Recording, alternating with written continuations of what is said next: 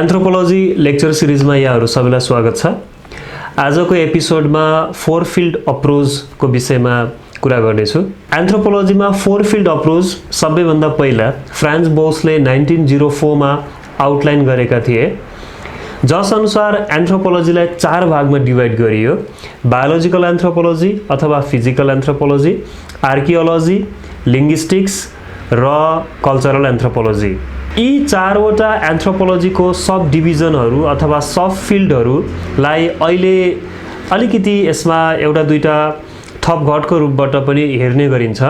जस्तो उदाहरणको लागि एम्बर एन्ड एम्बर्नले एन्थ्रोपोलोजीलाई दुईटा सब फिल्डमा डिवाइड गरेका छन्, बायोलोजिकल एन्थ्रोपोलोजी और फिजिकल एन्थ्रोपोलोजी एउटा र अर्को कल्चरल एन्थ्रोपोलोजी। र बायोलोजिकल एन्थ्रोपोलोजीलाई फर्दर दुई भागमा डिवाइड गरिएको छ, जस अनुसार ह्युमन भ्यारिएसन र ह्युमन प्यालेन्टोलोजी रहेको छ। र कल्चरल एन्थ्रोपोलोजी अन्तर्गत आर्कियोलोजी, लिंग्विस्टिक्स र इथ्नोलोजी रहेको छ। यो इथ्नोलोजीलाई चाहिँ अहिले कल्चरल एन्थ्रोपोलोजीको रूपबाट चिनिन्छ।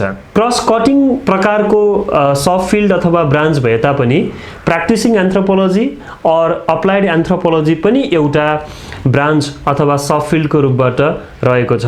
इन्डियन एन्थ्रोपोलोजिस्ट इन्द्रानी बासु रोयको डिभिजन पनि करिब करिब यस्तै प्रकृतिको छ। उनले पनि एन्थ्रोपोलोजीलाई फिजिकल एन्थ्रोपोलोजी र कल्चरल एन्थ्रोपोलोजी गरेर दुई भागमा डिवाइड गरेका छन्। र कल्चरल एन्थ्रोपोलोजीलाई आर्कियोलोजिकल एन्थ्रोपोलोजी, लिंग्विस्टिक एन्थ्रोपोलोजी र सोशल कल्चरल एन्थ्रोपोलोजी भनेर डिवाइड गरेका छन्।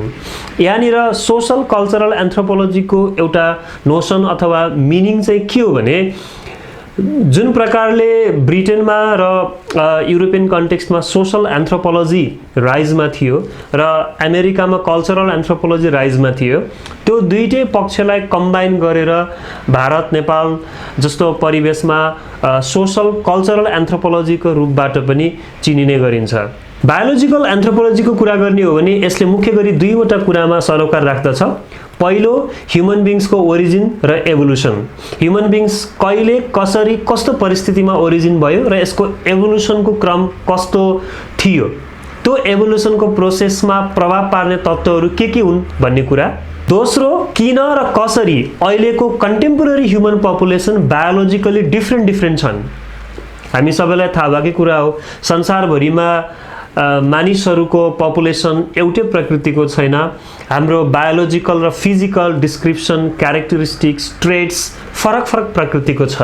बायोलोजिकल एन्थ्रोपोलोजीको एउटा डिभिजन ह्युमन प्यालेन्टोलोजी जुन छ, ह्युमन प्यालेन्टोलोजीले मूलभूत रूपबाट हार्डन्ड इम्प्रेसन भन्छौँ हामी, जसलाई फसिल्स भनिन्छ, अवशेष अथवा जीवांशको अध्ययन गर्दछ।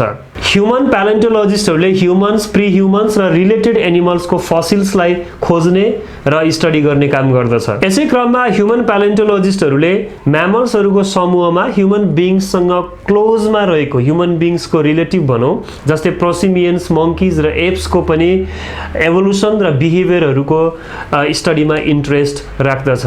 साथसाथै ह्युमन प्यालेन्टोलोजिस्टहरूले क्लाइमेट, इन्भाइरोन्मेन्ट, ह्युमन पपुलेसन लगायतको विकास क्रम, सक्सेसन अथवा डेभलपमेन्टको स्टडी गर्ने क्रममा जियोलोजिकल इन्फर्मेसनहरूको पनि प्रयोग गर्ने गर्दछन्। यसरी हेर्दा ह्युमन प्यालेन्टोलोजिस्टले अरू विषयहरूसँग पनि ओभरल्यापिङ तरिकाले आफ्नो स्टडी गर्ने गर्दछ। जस्तै ह्युमन प्यालेन्टोलोजिस्टहरूले geology, general vertebrate palaeontology, comparative anatomy र प्राइमेट बिहेभियर्सको कम्पेरेटिभ स्टडी जस्ता अरू डिसिप्लिनहरूको, अरू सब्जेक्टहरूको पनि प्रयोग गर्दछ। बायोलोजिकल एन्थ्रोपोलोजीको ह्युमन भ्यारिएसन अन्तर्गत कन्टेम्पोरेरी ह्युमन पपुलेसन्सहरू अक्रस द ग्लोब कसरी डिफ्रेन्ट छन् अथवा बायोलोजिकल डिफ्रेन्सेसहरू के कस्तो छ भन्ने स्टडी हुन्छ।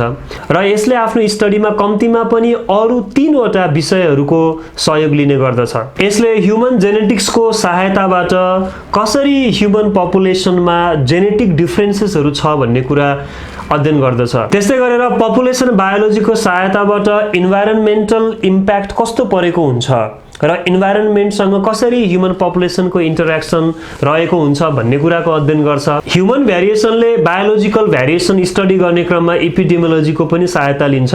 एपिडेमियोलोजीको सहायताबाट किन र कसरी फरक फरक रोगहरूले फरक फरक ह्युमन पपुलेसनलाई फरक फरक तरिकाले प्रभाव पारेको हुन्छ भन्ने कुराको अध्ययन हुन्छ। अब कल्चरल एन्थ्रोपोलोजीको कुरा गरौँ। कल्चरल एन्थ्रोपोलोजीले मूलभूत रूपबाट पास्ट र प्रेजेन्टमा ह्युमन कल्चरमा कस्तो प्रकारको सिमिलारिटीहरू छ र कस्तो प्रकारको डिफरेन्सेसहरू छ भन्ने कुराको अध्ययन गर्दछ। कल्चरल एन्थ्रोपोलोजीको एउटा ब्रान्च आर्कियोलोजीको कुरा गरौँ। आर्कियोलोजीले पनि प्यालेन्टोलोजीले जस्तै गरेर फसिल्सहरूको प्रयोग गर्छ। फसिल्सहरूको एक्सकाभेसनबाट ह्युमन कल्चरको स्टडी गर्ने प्रयास गर्छ।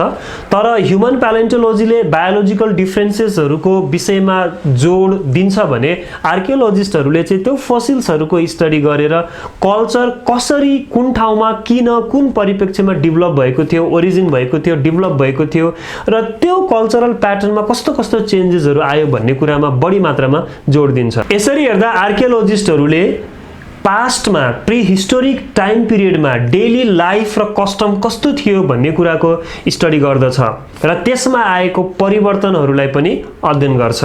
आर्कियोलोजिस्टहरूले मूलभूत रूपबाट प्रिहिस्टोरिक पिरियडको अध्ययन गर्छन्।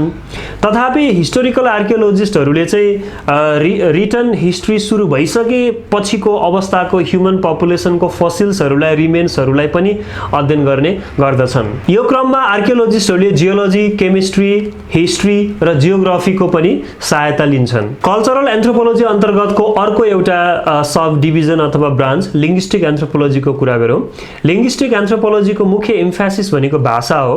अझै यसमा पनि अनरिटन ल्याङ्ग्वेज, नलेखिएको भाषा, पास्टको भाषा चाहिँ लिङ्ग्विस्टिक एन्थ्रोपोलोजीको मुख्य चासोको विषय हो। यस अन्तर्गत पनि हिस्टोरिकल लिङ्ग्विस्टिक्सले चाहिँ भाषाहरू कसरी विकास भएको थियो र त्यो भाषाहरूमा कसरी परिवर्तन आए र त्यसमा एक आपसमा के कस्तो सम्बन्ध छ भन्ने कुरालाई हिस्टोरिकल पोइन्ट अफ भ्यूबाट एनालाइज गर्ने काम गर्दछ। त्यस्तै अर्को डिभिजन डिस्क्रिप्टिभ अर स्ट्रक्चरल लिङ्ग्विस्टिक्सले चाहिँ कन्टेम्पोरेरी ल्याङ्ग्वेजमा कस्तो प्रकारको भ्यारिएसन छ भन्ने कुराको स्टडी गर्छ।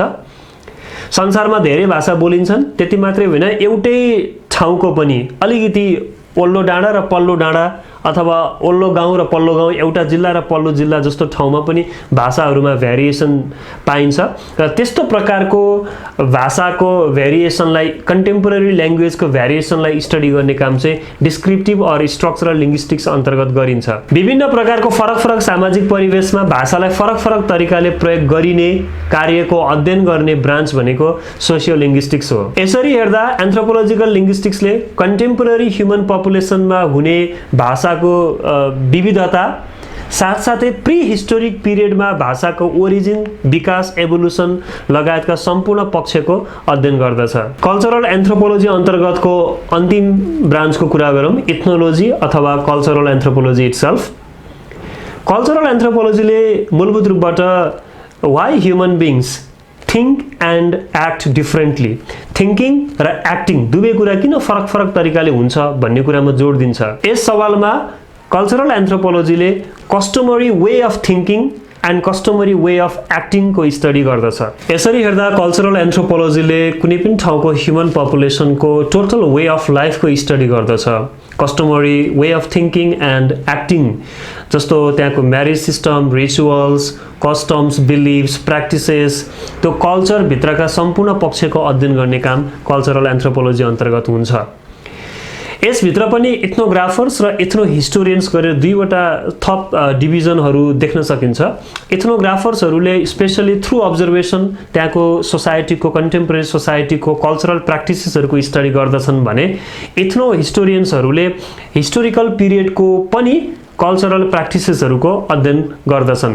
यसरी विभिन्न कल्चरहरू कसरी डेभलप हुन्छ, कसरी चेन्ज हुन्छ भन्ने स्टडी गर्ने क्रममा कल्चरल एन्थ्रोपोलोजिस्टहरूले sociology, psychology, political science, economics, comparative religion, art, music जस्ता विभिन्न अरू साइन्सहरूको पनि सहायता लिन्छ। तर कल्चरल एन्थ्रोपोलोजीको डिस्टिङ्क्ट फिचर भनेको अल ओभर द वर्ल्ड संसारभरिका ह्युमन पपुलेसनमा, विभिन्न हिस्टोरिक पिरियडका ह्युमन पपुलेसनमा एउटा सोसाइटी अर्को सोसाइटी सोसाइटीबाट किन फरक छ त भन्ने कुरा हो। फ्रान्स बोसले क्याटेगोराइज गरेका यी मेजर 4वटा एन्थ्रोपोलोजीको सब फिल्डहरू अथवा सब ब्रान्चहरू बाहेक एम्बरले डिभाइड गरेको जस्तो प्र्याक्टिसिङ एन्थ्रोपोलोजी अथवा अप्लाइड एन्थ्रोपोलोजी पनि महत्त्वपूर्ण ब्रान्च हो।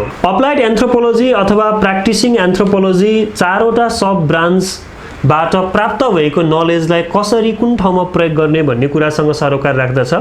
विभिन्न एन्थ्रोपोलोजिस्टहरू डेभलपमेन्ट सेक्टरमा, गभर्मेन्टल एजेन्सीमा, नन गभर्मेन्टल एजेन्सीमा, private firm, law firm, medical sector लगायत विभिन्न च्यारिटेबल फर्म्सहरूमा संलग्न भएका छन् र यो सेक्टर भनेको अप्लाइड एन्थ्रोपोलोजीको सेक्टर हो। यी भए एन्थ्रोपोलोजीका मेजर सब फिल्ड अथवा फ्रान्स बोसले इन्ट्रोड्युस गरेको 4 फिल्ड अप्रोच इन एन्थ्रोपोलोजी। अर्को हप्ता मानवशास्त्र र अरू सामाजिक विज्ञानका विषयहरूको बीचमा के कस्तो सम्बन्ध छ भन्ने सामग्री लिएर आउनेछु।